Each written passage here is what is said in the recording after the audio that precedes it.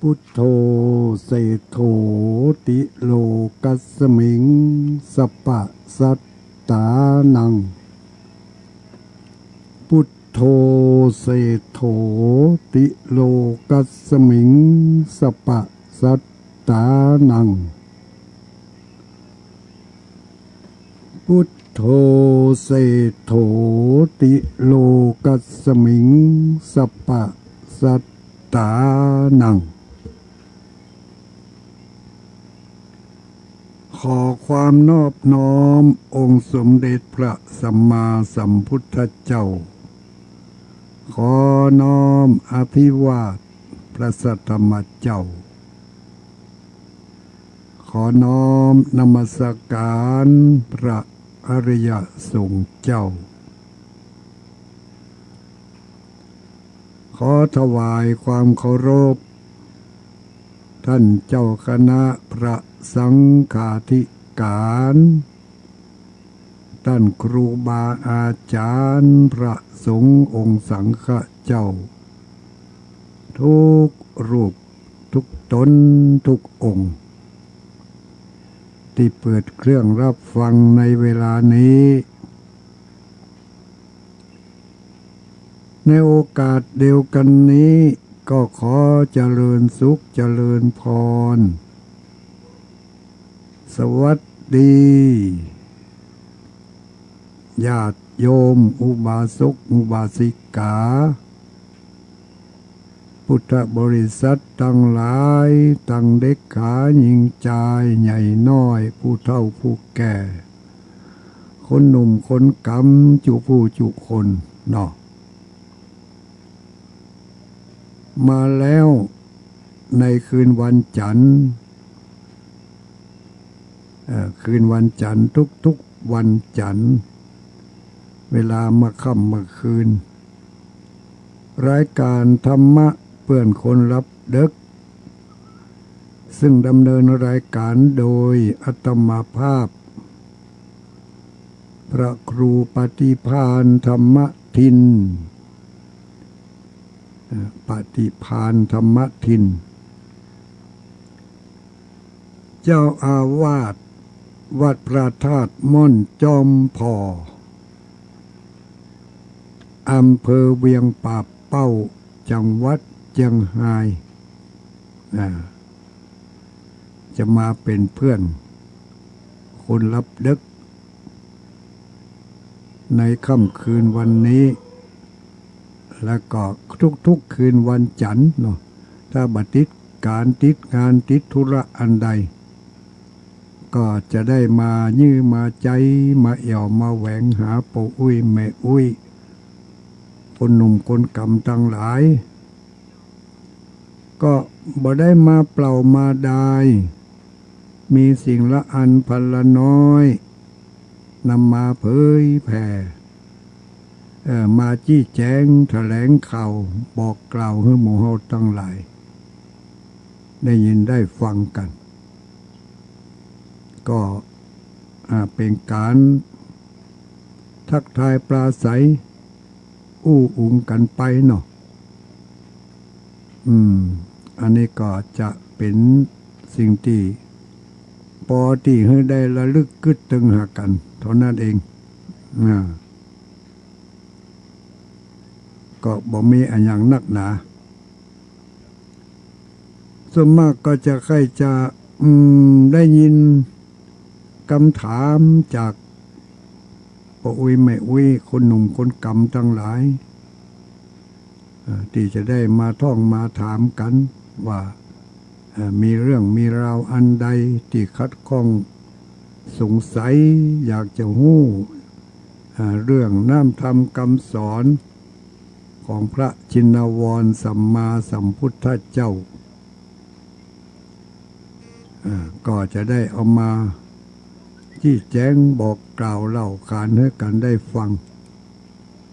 เป็นการอาจจะเป็นการแลกเปลี่ยนเฮียนหู้เนาะซึ่งความหู้ความเข้าใจที่เราได้ศึกษาห้ามเฮียนมาอันใดที่เราเข้าอกเข้าใจเราก็จะได้เฮียนหู้กันไปอันอย่างจอมือทึกญาติโยมทั้งหลายเดี๋ยวกันเนอะตาเตือก็คงจะเปิดเพลงก็คงจะบ่ได้นะเพราะมันจอมันมืดทึกอยู่เนี่ยได้ยินอยู่ก็จ้า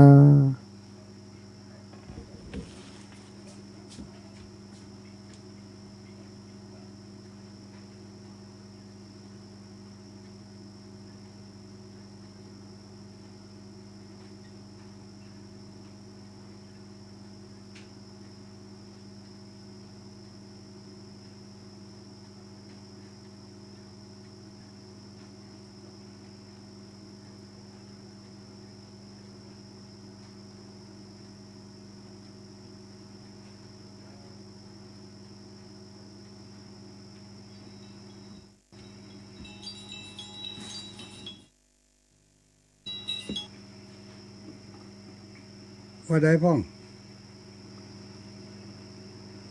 เสียงดีอยู่ก็เสียงได้ก็เสียงดีอยู่เจ้าถ้าเสียงดีก็จะว่าไปแล้วนะอันนะวันนี้วันพระใครฟังธรรมไหมบ่ได้เกียมทำมาติดเลยเดี๋ยวถ้าตุลุงแก้วหายดีหายดักก่อนเนาะตอนนี้ฟังธรรมไหมฟังธรรมเป็นเรื่องนี่เดี๋ยวตุลุงเตดบ่ค่อยแกวนสักตัวได้เจ้าเดี๋ยวเอาไปเตดเดี๋ยวเป็นจะละหนีให้แซ่บหมดอ่ะเอาก็ว่ากันได้ยินอยู่เนาะเจ้าอนุโมทนาเนอะเจ้าเจ้าสาธุญาติโยมทั้งหลายเครื่องของอาตมาตุลุงนี่เมื่อเดี๋ยวนี้มันบหันจอนะจะว่าดำสุ่มไปจะนั่นน่ะเดี๋ยวฟังทางวิทยุเนาะ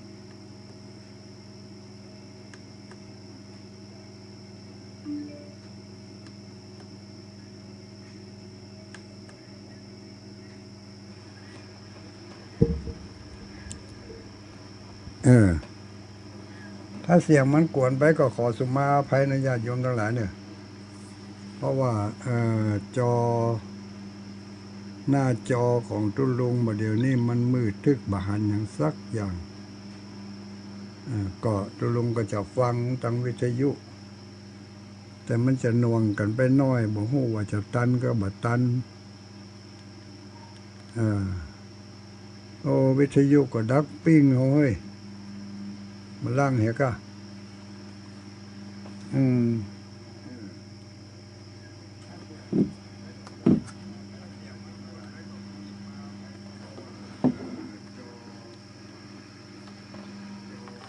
โอ้มันอย่างว่าคัดข้องอย่างนี้วันนี้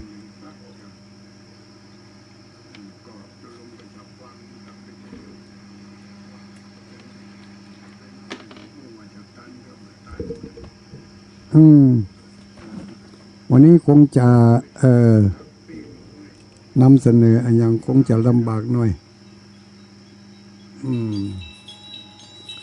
รับสายเฮดิกาอันไหนเจริญพรว่าได้พ่องผีตุลุงเสียงดังอุดเอาอย่างหมดก็นั่นทั้งอดเอาแต่เจ้าก็เดี๋ยวกันเนอะจะแก้ไขกันเนอะสาธุสาธุ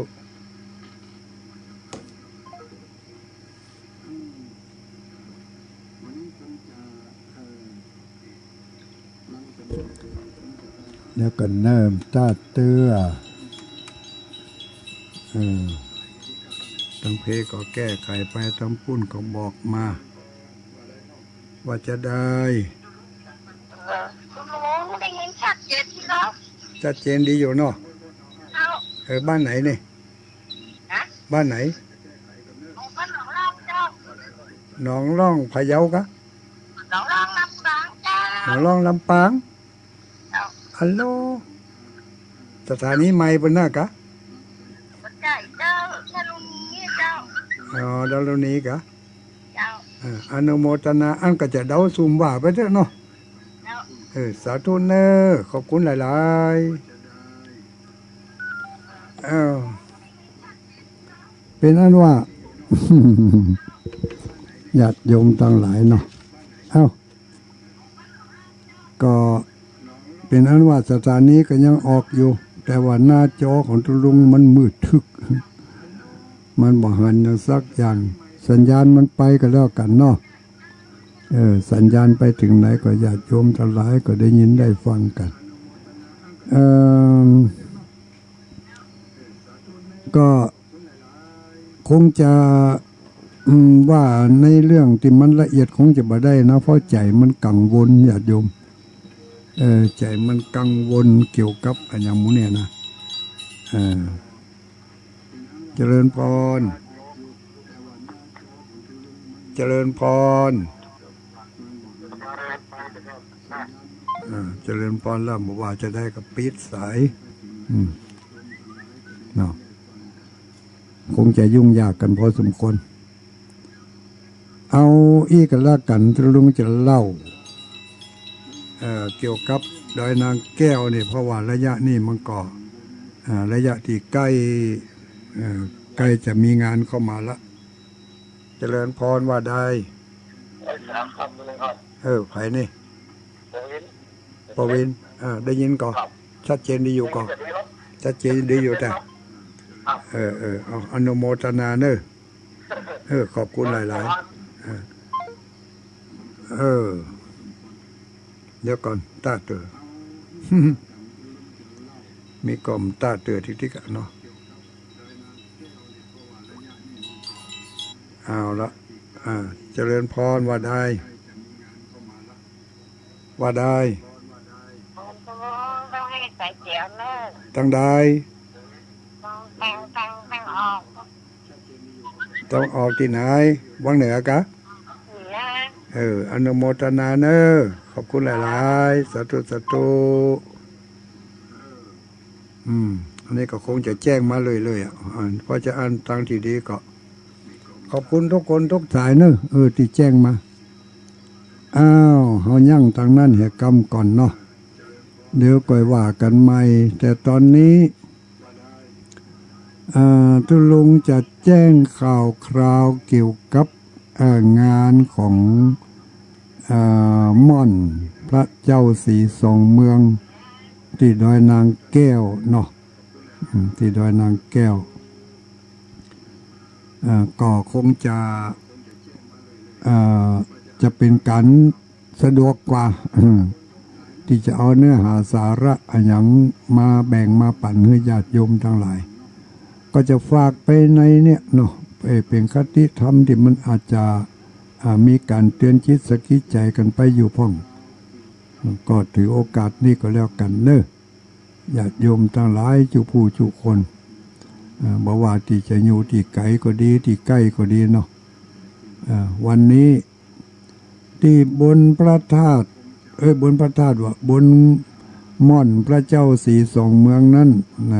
ม่อนพระเจ้าสีสองเมืองเมื่อวันนี้ก็ได้ไปปรับสถานที่แล้วก็ไปต่อเติมเสริมแต่งเกี่ยวกับถังน้ำถังน้ำมันขาดตกบกพร่องรายละเอียดเป็นบางสิ่งบางประการเพราะว่ามันเกี่ยวกับของตั้งราชการเนาะท่านนายอำเภอเพิ่งก็ได้มีความเมตตาไปขอแบ่งมาจากหน่วยงานของกาชาตินี่นะ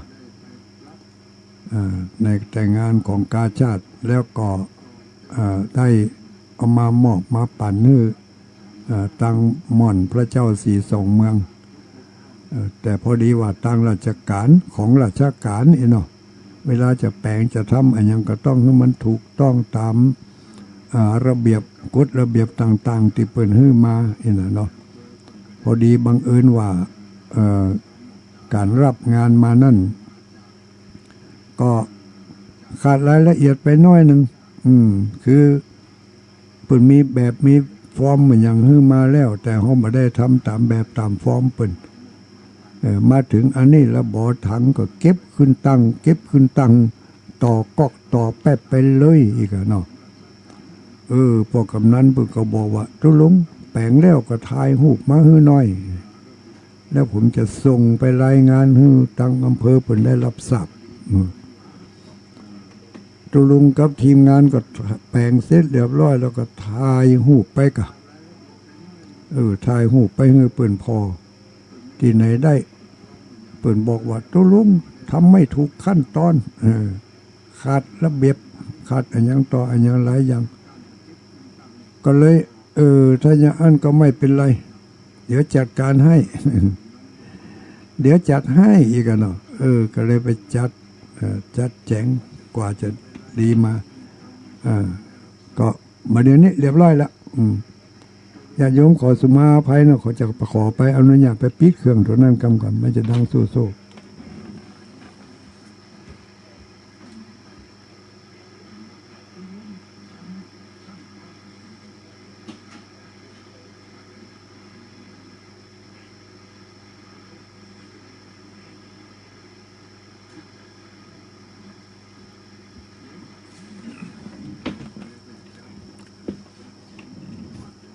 มันเป็นซะอย่างนี้ ขอสุมาภัยด้วยขลุกขลักเนาะกล่าวถึงม่อนพระเจ้าสีสองเมือง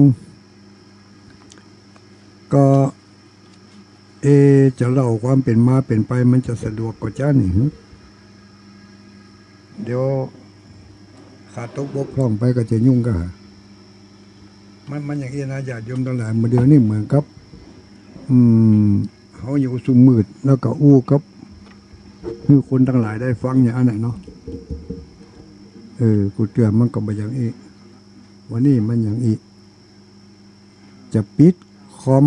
เปิดทำไมเนอะก็เสียงนี่จะหายไปแต่ญาติโยมทั้งหลายเดี๋ยวกำลังเดินเรื่องมาได้ประมาณเกินชั่วโมงเดี๋ยวจะขออนุญาตตั้งต้นสังกัดหมู่หัวเป็นจะอยู่นี่ก่อนเนาะท่านอาจารย์พระครูบรรยงพระครูอภิวัฒนาวิกรมเป็นอยู่ในสัญญาณนี้กูอยู่กอจ้าถ้าทำพระครูอยู่ในสัญญาณเฝ้าอยู่นี่ก็เมตตากรุณาตอบรับสักน้อยเนาะข คงจะมีธุระไปที่อื่นก็มั่งนี่แต่เพิ่นบอกว่าตั้งเพศปกติดีคุยไปเลยนะเนาะเอากระลุกคุกคักก็จังมันเตอะเนาะลูกประธรรมนามธรรมอันนี้จัง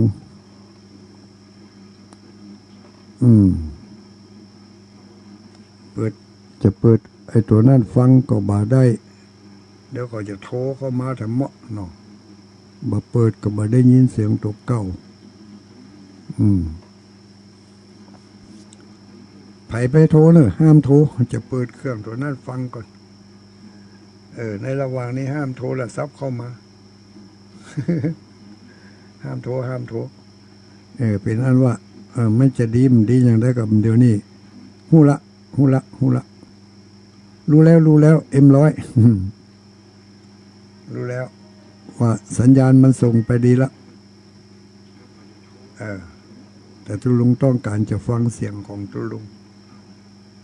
จะเปิดโทรศัพท์ฟังเสียงของตัวเก่าดูแล้วญาติโยมถ้าโทรเข้ามาแล้วก็ยุ่งเนอะ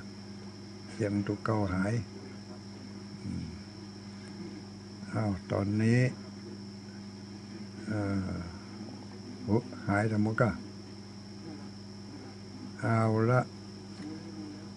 ตุลุงก็จะฟังดูเสียงของตุลุงพอเอาใช่ได้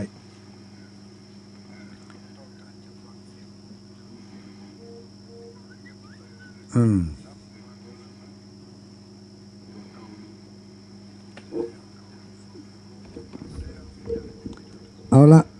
เมื่อหู้ว่าพอที่จะได้ยินเสียงของตัวเก่าแล้วส่วนหน้าจอมันจะมืดมันจะทึกก็จังมันก็เป็นอันว่า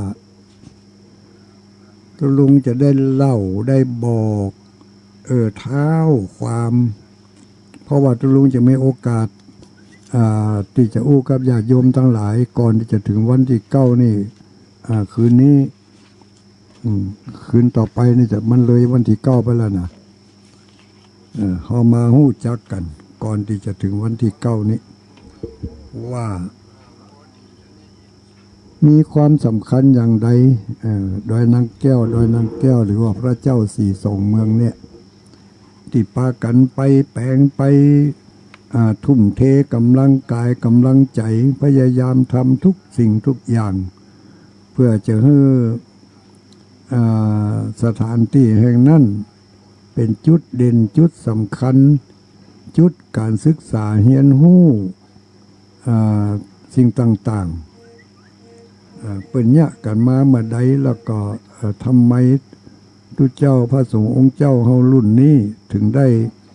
พยายามนักพยายามหนาไปสร้างไปต่อเติมเสริมแต่งสร้างสปะสเปดไปเป็นคนต้นกำกึดเป็นข้างแรกนี่นะเนาะตุลุงก่อนในฐานะที่มีอายุอานามก็พอที่จะร่วมสมัยกับที่เปิ้นได้กึดได้ทำมาตั้งแต่แรกเริ่มเดิมทีก็พอที่จะหู้จะเข้าใจถึงจุดประสงค์ถึงอันยังต่างๆของเปิ้นพร้อมกันนั้นก็ยังได้พยายามติดตามลำตัวกิจกรรมต่างๆที่ได้เกิดขึ้นที่ม่อนพระเจ้าสี่สองเมืองหรือว่าที่ม่อนพระแม่นางแก้วนั้นก็พยายามติดตามมาอย่างใกล้ชิดพอสมควรก็จะได้นำถึงเรื่องความเป็นมาเป็นไปของดอยนางแก้วหรือว่าม่อนพระเจ้าสี่สองเมืองให้ท่านทั้งหลายได้รับทราบกันจะไปโทรมาเถอะลึกนี่มาแซ่จดแล้วเนอะเรื่องมันจะยุ่งนะเดี๋ยวลืมไปเห็นแล้วนะมาใครฟังนะตุลุงจะเล่าเรื่องดอยนางแก้วนะจะไปโทรมานะเดี๋ยวกวนสมาธิกันนะยุ่งอ่ะตั้งใจฟังแล้ว ไผมีคำถามมันยังจะได้ถาม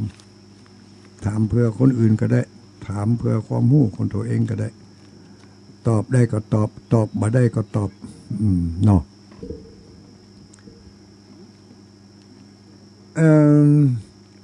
ที่ทุกเจ้าพระสงฆ์องค์เจ้าเฮาโดยมีท่านอาจารย์พระเดชพระคุณท่านพระครูพิพิธสุตธรรมรองเจ้าคณะอำเภอเวียงป่าเป้านี่ได้รับมอบหมายจากในที่ประชุมได้รับมอบหมายจากผู้บังคับบัญชาเบื้องบนก็คือพระเดชพระคุณท่านเจ้าคณะอำเภอเวียงป่าเป้าพระครูนิวิตศิลาสังวรคือมาเป็นเก้าเป็นกันเป็นหัวเรี่ยวหัวแรงในการดำเนินงานกิจกรรมต่างๆที่บนม่อนพระเจ้าสีสองเมืองกิจกรรมต่างๆเหล่านี้เกิดขึ้นมาเนื่องมาจากในอดีตการเมื่อนานมาแล้วนับย้อนไปเมื่อประมาณปีพ.ศ. ก่อนพ.ศ. 2520แต่หลังพ.ศ. 2515ที่เราให้ฟังอย่างนี้ก็คือใครรู้ว่าต้นเก้ามันเป็นจะใดถึงได้ทุ่มเทไปกันตึงมือตึงวันแบ่งกันสะปะสะเป็ดศรัทธาญาติโยมถึงกับมีความหันอกหันใจหันดีหันชอบพร้อมกันบริจาคจตุปัจจัยให้โฮมกันมาตลอดเวลาเรื่องของเรื่องมีอยู่ว่าสมัยนั้นพ.ศ. 2515พระเดชพระคุณท่านพระครูพิสารนครกิจเนี่ยมันบ่ฮู้เรื่องอยู่เนี่ยท่านพระครูพิสารนครกิจอดีตเจ้าคณะอำเภอเวียงป่าเป้าได้ไปปรึกษาหารือไปขอเมตตาขอความเมตตากรุณาเรียกกันเนอะเจริญพรฟังอยู่กอเจ้าฟังจ้ะไปนี่ไม่ฟังลมมันตะทองเจ้าที่ไหนอยู่บ้านสัตว์แดงตำบลแม่สูนอำเภอฝางเจ้าอันถ้าฟังก็ฟังต่อไปเนี่ยทุลุงกันมาเดี๋ยวเรื่องมันจะขาดตอนไปหมดเนาะเจ้าหาว่าฟังกะอยู่แล้วฟังยังไม่รู้เรื่อง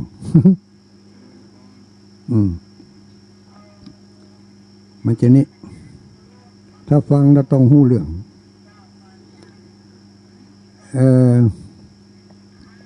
พระครูพิสารนครกิจเจ้าคณะอำเภอเวียงป่าเป้าในสมัยนั้นเปิ้นได้ไปขอความเมตตากรุณาจากพระเดชพระคุณตอนนั้นเปิ้นมีชื่อว่าครูบาพรหมจักรสังวรเนาะครูบาพรหมมาวัดพระพุทธบาทตากผ้าจังหวัดลำพูนเข้าไปกราบขอความเมตตาว่าพระเดชพระคุณเนื่องจากเวลานี้ที่วัดป่างิ้วอำเภอเวียงป่าเป้าขาดตุเจ้าที่จะไปจำพรรษาโปรดศรัทธาญาติโยมกระผมใครจะขอเมตตาจากพระเดชพระคุณท่านครูบาพรหมจักรได้เมตตาแบ่งปันตุเจ้าสักตนสักองค์ไปเป็นเจ้าอาวาสที่วัดป่างิ้วน้ำใจก็เคยได้ท่านมหาทรัพย์พอเปิ่นออกอากาศแล้วก็เปิ่นเป็นนักเทศน์พระเดชพระคุณท่านครูบาพรหมจักรสังวรครูบาพรหมมาก็มีความเมตตา มีความเมตตาบอกว่าแล้วข้าจะให้มหาทรัพย์ไปเป็นเจ้าอาวาสที่วัดป่างิ้วในปี2515นั่นพระเดชพระคุณท่านพระครูสุตธนวัฒน์หรือว่าตอนนั้นยังเป็นชื่อว่าพระมหาทรัพย์นรินทโธยังไม่ได้เป็นพระครูเถอะก็ได้มาจำพรรษาอยู่ที่วัดป่างิ้วจำพรรษาอยู่ที่วัดป่างิ้วเมื่อมาจำพรรษาอยู่ที่นั่นแล้วท่านก็มีภารกิจที่จะต้องเดินทางไปเชียงใหม่พ่องลำพูนพ่องแล้วก็มาจำพรรษาอยู่ที่วัดป่างิ้วรายการที่ท่านไปนั่นก็มีธุระหลายอันหลายเชื่อก็ไปบ่อยๆการเดินทางไปจากเวียงป่าเป้าไปเชียงใหม่ลำพูนในสมัยนั้นไม่ใช่ง่ายเหมือนปัจจุบันนี้การเดินทางนั้นจากเวียงป่าเป้าไปเชียงใหม่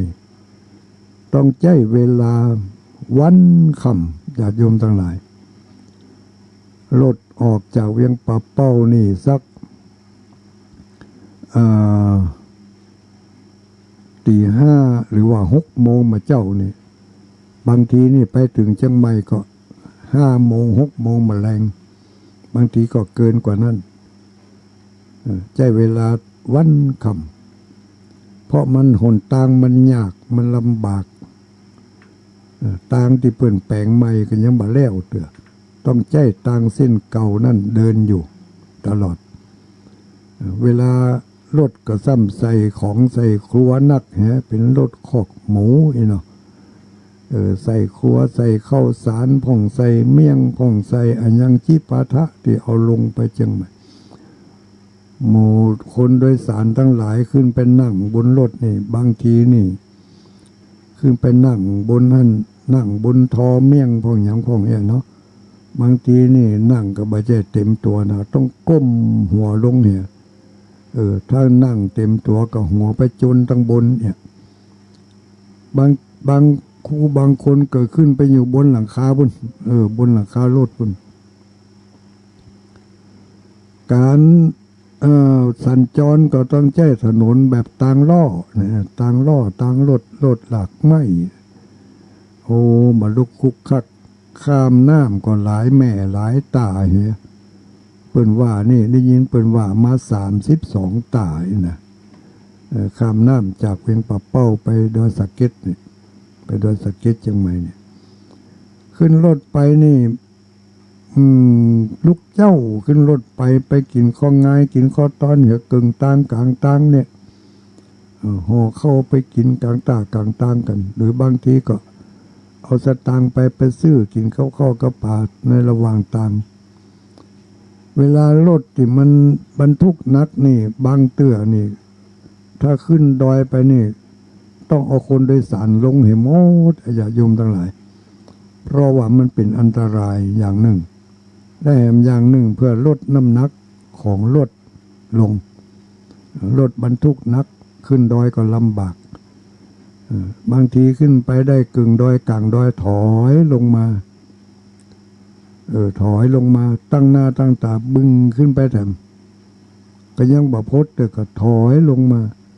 บางครั้งบางเที่ยวนี่บางครั้งนี่รถนี่เอาตั้งหน้าขึ้นไปบ่ขึ้นเมื่อบ่ขึ้นได้แฮงคนขับสมัยนั่นก็บ่ใจย่อยๆนะ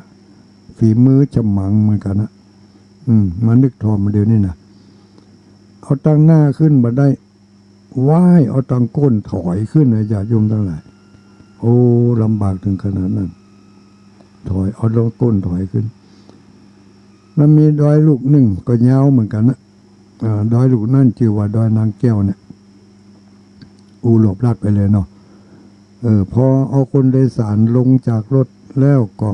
เดินขึ้นไปอยู่บนดอยบนท่าเนยนะถึงตุเจ้าถึงคนบ้านก็เดินกันขึ้นไปพอไปถึงป้น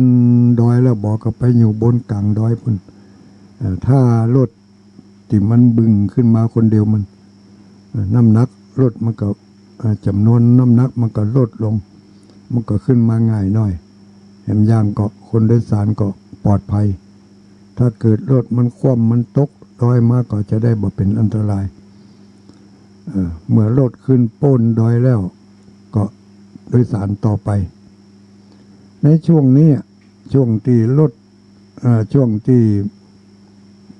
รถเอาทายคนโดยสารลงให้คนโดยสารเดินขึ้นไปก่อนเนี่ยพระเดชพระคุณท่านพระครูสุตธนวัตรหรือว่าพระมหาทรัพย์นรินทร์เนี่ยสมัยนั้นเจ้าอาวาสวัดป่างิ้วเพิ่งก็เดินทางไปโดยขบวนของคนโดยสารในหลายเที่ยวแต่ว่าแต่ละเที่ยวบางเทื่อก็บ่ต้องได้ไปลงรถแต่ว่าเที่ยวนี้เพิ่นได้ลงจากรถแล้วก็เดินขึ้นไปโดยเจ้าบ้านเจ้าจองทั้งหลายพอไปถึงบนดอยสุดดอยแล้วเป็นที่ตั้งของศาลเพียงตาศาลเพียงตาก็มีกระต๊อบน้อยๆเนาะตั้งอยู่หิมต้นไม้ฮะมีจะมีแจกันบ่มีแจกันสมัยนั่งคงบ่มีนะก็มีห่อข้าวห่อปลาพ่องมีหยังพ่องเอาไปตั้งบนศาลเพียงตาก็มีข้าวตอกดอกไม้ไปวางหั่นตัวถ้าไปก็บางทีก็ไปถึงก็ต้องไปไหว้ศาลนั่นยกมือไหว้พ่องนั่งไหว้พ่องบางพ่องก็ไหว้ด้วยความศรัทธาเลื่อมใสอย่างจริงจังประงบอยู่หั่นนะบางคนก็ตั้งสัจจะอธิษฐานอ้อนวอนอย่างมโหแล้วแต่ศรัทธาคนแต่ละคนที่ท่านพระครูท่านเจ้าอาวาสไปสะดุดตาแล้วก็หันเข้าใส่ก็คือสิ่งที่เจ้าบ้านพากันไปไหว้นั่นก็นึกว่าเป็นต้นไม้ต้นตอกธรรมดานึกว่าเป็นจมปลวกธรรมดาที่ไหนได้สิ่งที่ปรากฏแก่สายตาของพระเดชพระคุณในเวลานั่นก็คือมีสิ่งสำคัญก็คือมีศิวลิงเป็นอ่านว่าศิวลิงนะศิวลิงคือสัญลักษณ์เพศของผู้ชายเนาะหรือที่เรียกกันในภาษานี่ก็เรียกว่าปลัดคลิกปลัดคลิกตั้งเรียงรายกันระเกะระกะตกตะมูปื้นก็มีตั้งอยู่บนศาลนั่นก็มีอิงตะมูก็ไม่ก็ตอกก็มีโอ้นักขนาดนักล้วนแล้วแต่ปลัดคลิกทั้งนั้นใหญ่ก็มีน้อยก็มีบางตอนนี่เอาตอนไม้ถึงกึ่งตอนนั้นมาทำแป่งปลัดคลิกอันใหญ่ตาสีแดงปะลึงก็มีนะโอ้ท่านมหาก็ใจเกิดความสลดใจญาติโยมทั้งหลายว่าเจ้าบ้านเจ้าจองก็เดียวว่าไปไหว้เทวบุตรเทวดาอันอย่างที่ไหนเป็นว่าปากันไปไหว้สิ่งเหล่านี้คือปลัดคลิกนะเนาะตั้งก็ในฐานะที่ท่านก็เป็นนักเทศนักเผยแผ่ธรรมะเป็นนักปฏิบัติธรรมวิปัสสนากรรมฐานเป็นนักศึกษาอภิธรรมเป็นนักเรียนนักธรรมบาลีเป็นถึงมหาปรริญญาเนาะความรู้ความเข้าใจอย่างต่างๆก่อนตั้งก็จะต้อนเหนือสิ่งเหล่านี้ตั้งก็ไปหันเจ้าบ้านเจ้าจองปากันไปไหว้ไปสาก็เกิดความสลดสมเพชใจแล้วก็นึกขึ้นมาว่าเจ้าบ้านเจ้าจองเขาตั้งหลายยังมีความงมงายถึงขนาดนี้อยู่กะเนาะยังมีความงมงายถึงขนาดนี้อยู่กะในฐานะที่เขาเป็นนักเผยแผ่เป็นนักธรรมเป็นทุเจ้านี่จะมีวิธีใดหนอที่จะให้เจ้าบ้านเขาเบนจากการเคารพนับถือสิ่งเหล่านี้ให้ไปเคารพนับถือสิ่งที่สูงขึ้นไปเหนือกว่านี้ดีกว่านี้จะมีช่องทางหรือไม่ท่านก็เก็บความรู้สึกเหล่านี้ไว้ในใจแล้วท่านก็ มีโอกาสได้ไปพบไปปะกับกู้บุญกู้บารมีของท่านก็คือพระเดชพระคุณตอนนั้นมีชื่อว่าพระเดชพระคุณเจ้าคุณไม่ใช่เจ้าคุณเด้อพระครูมงคลท่านพระครูมงคลอะไรมงคลศรีละท่านเจ้าคุณมงคลศรีละวงศ์เนาะอดีตเป็นเจ้าคณะอำเภอดอยสะเก็ดเป็นเจ้าคณะอำเภอดอยสะเก็ดแล้วก็ต่อมาพระเดชพระคุณท่านก็ได้รับเลื่อนตำแหน่งขึ้นไปเป็นอดีตเจ้าคณะจังหวัดเชียงใหม่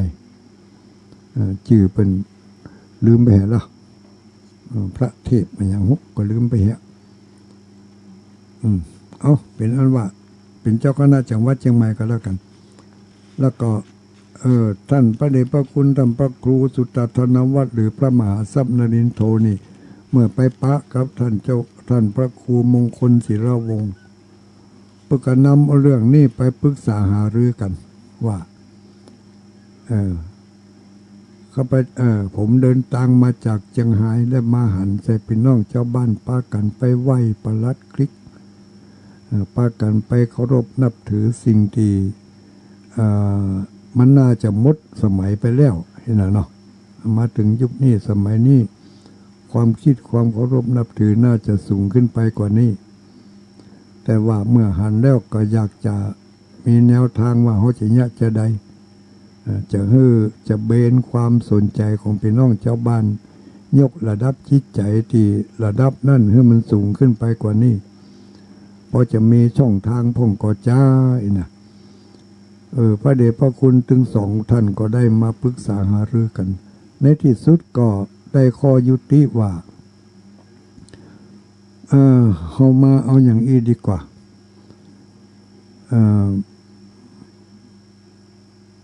สิ่งเคารพที่เจ้าบ้านเจ้าจองเขาเคารพนับถือเขาไหว้สาอยู่นั่นไม่ใช่มีแต่เฉพาะในสมัยปัจจุบันนี้อย่างเดียวในอดีตการก็เคยมี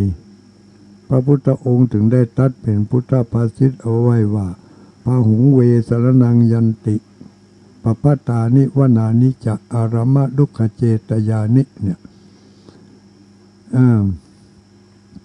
บอกว่าคนผู้ที่ยังบ่มีปัญญาเตือนนั่นย่อมไปไหว้ย่อมไปเคารพนับถือยึดถือเอาต้นไม้ภูเขาบ่อหินหลวงว่าสิ่งเหล่านี้เป็นที่เคารพนับถือสูงสุดพูดผีเทวดาเป็นสิ่งที่เคารพนับถือสูงสุดแล้วพระพุทธองค์ก็บอกว่าเนตังโขสรนังเขมังเนตังสรณมุตตมังสิ่งเหล่านั้นไม่ใช่เป็นที่ยึดถือแล้วจะพ้นจากความทุกข์ไม่ใช่เป็นที่เคารพนับถือหรือว่าเป็นที่นำความสุขความเจริญมาให้ได้ผู้ที่จะหลุดพ้นจากการเข้าใจผิดสิ่งเหล่านี้ได้ผู้นั้นจะต้องมีความเคารพต่อพระรัตนตรัยต่ออันคือพระพุทธเจ้าพระธรรมพระสงฆ์คือพระรัตนตรัยนี่เป็นสิ่งที่เคารพสูงสุดสามารถที่จะนำให้ผู้ที่เคารพนับถือนั่นพ้นจากความทุกข์ได้เป็นที่พึ่งอันอุดมสมบูรณ์เป็นที่พึ่งอันดีที่สุดเนี่ยเพราะฉะนั้นเรามาเสาะหาสัญลักษณ์หรือว่าเครื่องหมายที่พอที่จะเป็นสัญลักษณ์เป็นเครื่องหมายให้เจ้าบ้านเจ้าจองที่เปิ่นเดินทางผ่านมาเส้นนั้นให้ได้มีความเคารพนับถือสิ่งที่เคารพสูงสุดของหมู่เฮาเจ้าพุทธทั้งหลายแล้วท่านทั้งสองก็ได้มาบอกว่าเอาอย่างอีกก็แล้วกันเฮาควรจะมีพระพุทธรูปไปตั้งไว้ให้เจ้าบ้านเจ้าจองได้เคารพสักการะบูชาดีกว่าที่ว่าจะไปเคารพสักการะบูชาศิวลิงหรือว่าพูดผีปีศาจเหล่านั้น เนตังโขสรนังเขมังนั่นบัจจัยสรณะบัจจัยที่พึ่งอันอุดมพุทธันจะธรรมันจะสังฆันจะสรนังคโตพระพุทธเจ้าพระธรรมเจ้าพระสังฆเจ้าเป็นสรณะเป็นที่พึ่งอันอุดมเอาอย่างนี้เนาะเขามาแบ่งกันแบ่งหน้าที่กันขอถวายพระเดชพระคุณพระครูมงคลศิรวงศ์ไปซ่อเอาพระพุทธรูปสักองค์หนึ่งมอกพอให้พอดีใบใหญ่มาน้อยท่านจะเอาที่ไหนมากก็ได้สำหรับผมพระครูสุตตธนวัฒน์หรือว่าพระมหาทรัพย์นรินทร์โตผมจะเป็นคนซ่อสถานที่ว่าสถานที่ใดควรจะเอาพระพุทธรูปไปตั้งไว้ให้เจ้าบ้านก็จะจองได้เคารพสักการะบูชาพอดีว่าตอนนั้นทางการบ้านเมืองเปิ่งกำลังตัดถนนจากถนนสายเก่าตัดเป็นถนนสายใหม่สายเส้นที่เขาเตวอยู่ถึงมือถึงวันเนี่ยท่านพระครูสุตตธนวัฒน์เดินสำรวจตรวจตาดูแล้วก็หันว่ามีสถานที่อันเหมาะสมที่สุดก็คือจุดของดอยม่อนพระศรีสองเมืองจุดเนี่ยเป็นจุดที่สูงสุดถ้าขึ้นจังใหม่มาเกาะมาตึกเนี่ยลักกิโลเมตรที่53เป็นจุดที่สูงสุดละถ้าถ้าเลยจากจุดนี้ไปก็เป็นลงไปทางเชียงรายไปหน่อยนะถ้าลูกเชียงรายไปถ้าขึ้นไปสูงสุดถ้ามาถึงที่นี่ก็จะลงไปทางเชียงใหม่ไปหน่อยนี่แสดงว่าที่นี่เป็นจุดสูงสุดก็มีพอดีก็มีม่อนมีดอยมีม่อนดอยอยู่หันม่อนหนึ่งบักกว้างบักใหญ่สักเท่าใดบักสูงเกินไปตั้งก็ยังเดินขึ้นไปได้อยู่ก็ไปสำรวจตรวจตาแล้วก็ปึงอกปึงใจก็เลยแจ้งให้ไปทางพระครูมงคลศิลวงศ์บอกว่าสถานที่นั่นได้แล้วพระพุทธรูปท่านได้หรือยังท่านพระครูมงคลก็บอกว่าพระพุทธรูปได้แล้วได้ไปขอความเมตตาจากท่านเจ้าอาวาสวัดแสนฝางพระเดชพระคุณท่านเจ้าอาวาสวัดแสนฝางเพิ่งถวายพระพุทธรูปมาองค์หนึ่งเพราะสมัยนั้นที่วัดแสนฝางนั่นเป็นทำพิธีรอปั้นพระพุทธรูปอยู่ก็ได้รับความเมตตาจากพระเดชพระคุณท่านถวายพระพุทธรูปมาองค์หนึ่งแล้วทั้งสองท่านนั่นก็พาเจ้าบ้านเจ้าจองพากันไปเอาพระพุทธรูปนั่นขึ้นไปประดิษฐานไว้บนม่อนสีสองเมืองบนม่อนสีสองเมือง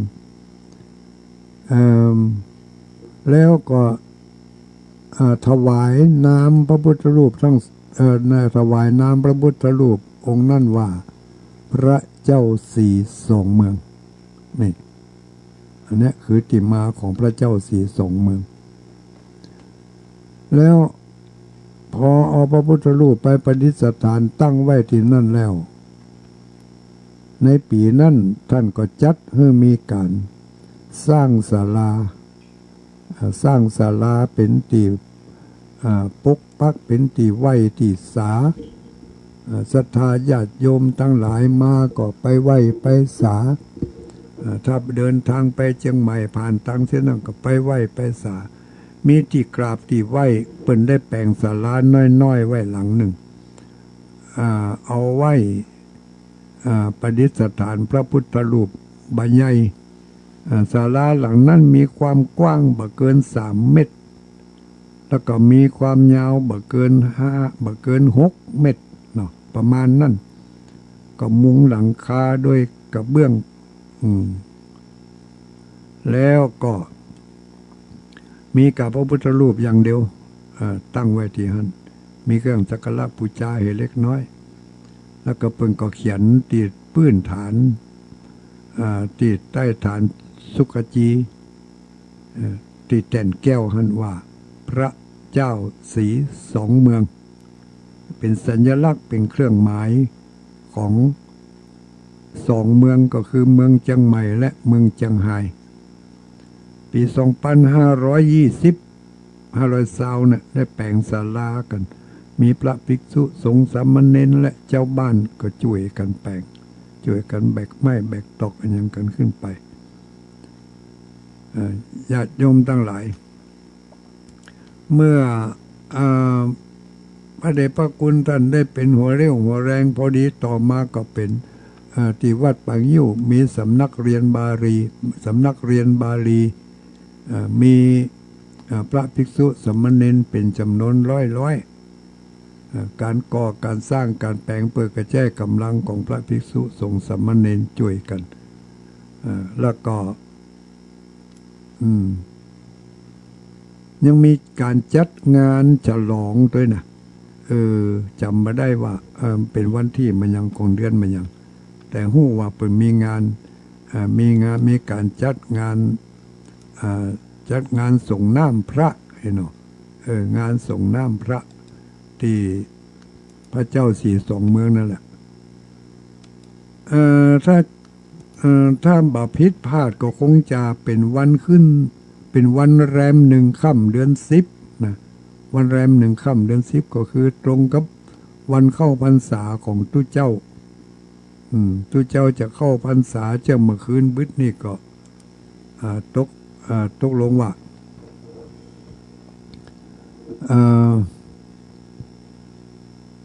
จะเข้าพรรษาของเมื่อคืนบึดนี่เมื่อไงนี่ก็ต้อง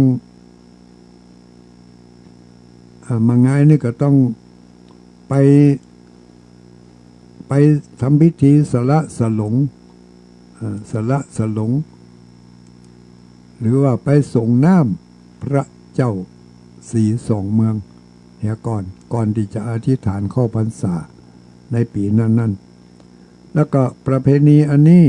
ทางคณะสงฆ์เขาก็ได้ทำกันมาโดยตลอดแล้วฝ่ายคณะสงฆ์ตั้งดอยสะเก็ดเพื่อก็ได้จัดแถมพิธีหนึ่งก็คือพิธีบวชป่าแล้วก็พิธีบวชป่าสืบชะตาแม่น้ำแล้วก็ได้ทำกันต่อเนื่องกันมาโดยกำหนดเอาวันที่5 มิถุนายนของทุกปีมีการทำพิธีบวชป่าสืบชะตาแม่น้ำสืบชะตาป่าชะตาต้นน้ำสืบชะตาต้นน้ำกวงลาวแล้วก็บวชป่าในบริเวณนั้นปล่อยสัตว์จัดกิจกรรมกันใหญ่โตเหมือนกันอันนี้ถึงคณะสงฆ์พร้อมกับคณะศรัทธาสองฝั่งก็คือฝั่งซ้ายฝั่งขวาฝั่งอำเภอดอยสะเก็ดจังหวัดเชียงใหม่แล้วก็ฝั่งอำเภอเวียงป่าเป้าจังหวัดเชียงรายจัดกิจกรรมอย่างนี้มาโดยตลอดเวลาล่วงไปพอถึงพศ2541จาก2520ถึง2541เป็นระยะเวลากี่ปีประมาณ20 ปีนะญาติโยมความนึกความคิดของท่านพระครูสุตตธนวัฒน์ของท่านอดีตพระครูพิสารนครคิดพระครูพิสารนครคิดนั้นหมดลมหายใจไปละเมื่อปี2522 541ท่านพระครูสุตตธนวัฒน์เจ้าคณะอำเภอเวียงป่าเป้าในสมัยนั้นเพิ่งก็มากื้อใจว่า